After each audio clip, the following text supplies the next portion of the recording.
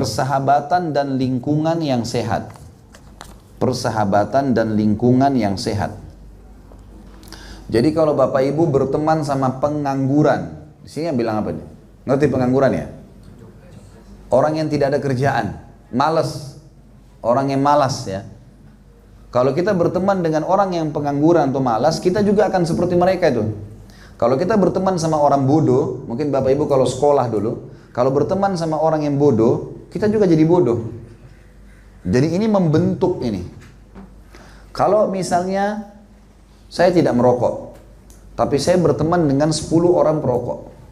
Misal, saat hari pertama, hari kedua, saya mungkin tidak merokok, tapi 1 minggu kemudian, saya minimal terbiasa dengan asapnya. 1 bulan kemudian, kita akan mulai merokok. 1 tahun bisa jual rokok. Pengaruhnya besar. Anggap saya contoh yang lain, itu tadi buruk ya. Sekarang contoh yang baik.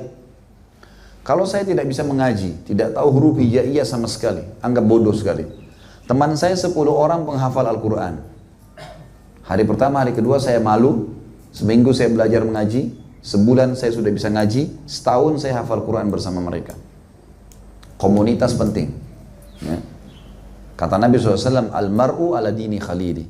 Seseorang sesuai dengan agama temannya. Saya berbagi pengalaman sebentar teman-teman sekalian. Saya dulu alhamdulillah berprestasi waktu kuliah. Dan selalu target saya harus cum laude. Nggak boleh nggak. Target. Saya belajar dari teman saya dulu waktu dari S1. Itu saya belajar dari teman saya dari Somalia, dari Afrika. Subhanallah, orang ini selalu cum laude nomor 1. Dari tingkat 1 kuliah sampai selesai S1 tuh cum laude nomor 1 terus. Waktu tingkat 1 kuliah, dia nomor 1, nama saya masih di bawah. Saya lihat orang ini, apa sih kelebihannya? Orang ini secara fisik biasa sekali gitu. Maka saya coba pelajari, saya bilang begini, Abdurrahman, namanya Abdurrahman. Nanti malam ba'da Isya, saya undang ya di kamar saya. Kami dulu punya kayak building-building seperti ini, 1 kamar ditaruh 3 orang tapi lain-lain negara. Supaya tetap menggunakan bahasa Arab dulu waktu di Madinah. Ada teman-teman dari Malaysia juga, cuma subhanallah saya nggak punya kontak person mereka. Yang jelas, saya bilang Abdurrahman datang ke kamar saya ya, nanti saya mau hidangkan sesuatu nanti malam. Tujuan saya mau pelajari dia nih, bagaimana orang ini. Maka saya siapkan latte, siapin, dan di rumah itu, di kamar itu, saya siapin pena, pulpen, sama kertas. Siap nyatat, ini orang mau bicara apa sebentar nih. Karena saya pikir ini orang cum laude nomor 1 pasti bicaranya ilmu semua kan gitu. Nanti dia akan sebutin kitab apa, rahasianya apa gitu. Datang habis Isya, ngobrol-ngobrol teman-teman sekalian, 2 jam duduk sama saya, nggak ada bicara masalah ilmu. Bicara waktu itu kami masih bujang ya, masih belum nikah. Bicara nanti kalau mau nikah wanitanya bagaimana, bicara. Jadi jauh ini, nggak ada bicara masalah ilmu gitu.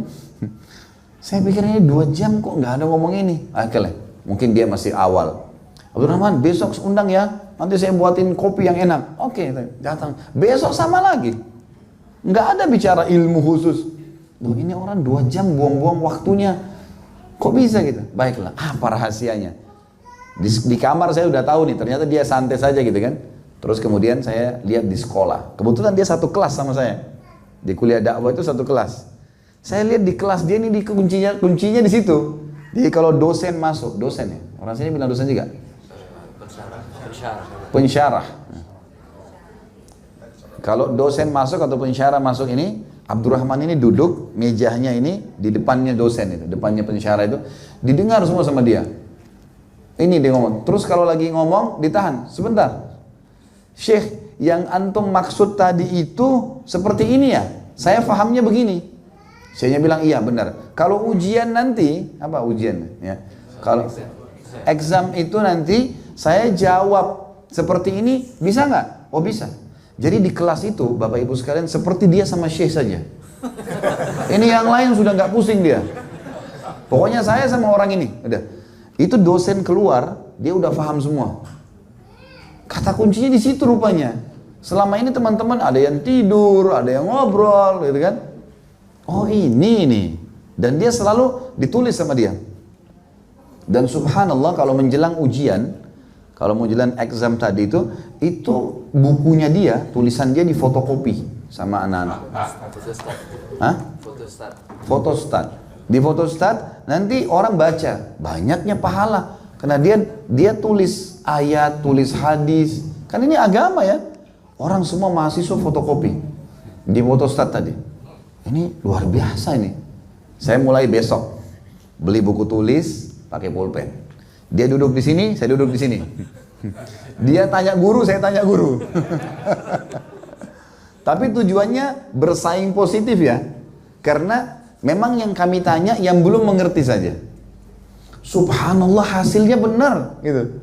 Benar hasilnya. Jadi waktu mau exam tadi itu buku dia di fotokopi, buku saya juga di fotokopi sama orang-orang gitu.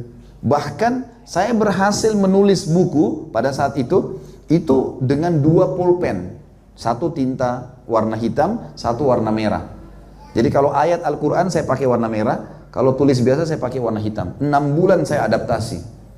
Awalnya susah, dosennya kan ngomong terus nih, pensyarahnya ngomong terus, susah kita ngikutin kan. Abdurrahman ini bisa nulis semua apa yang diucapin, diulis semua. Nanti di kamar dia baru diperbaikin, dirapiin sama dia. Saya ikutin, 6 bulan saya susah, kewalahan. Subhanallah, setelah 6 bulan saya bisa nulis dengan 2 pena. Apa yang diucapin saya bisa tulis semua.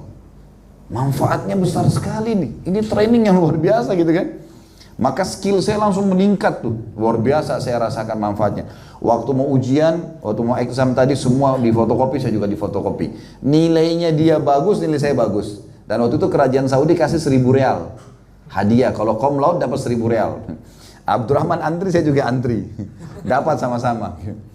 Ternyata berdekatan dengan orang prestasi akan datangkan prestasi. Gitu. Dekat dengan orang-orang bodoh, kita jadi bodoh. Bapak Ibu dekat sama pengusaha, kita jadi, oh dia kan ngomong, mungkin kita awal pertemuan nggak terlalu paham, tapi 5 kali, 6 kali, 7 kali kita jadi paham nanti. Oh ya, jadi masuk di situ. Nah itu penting.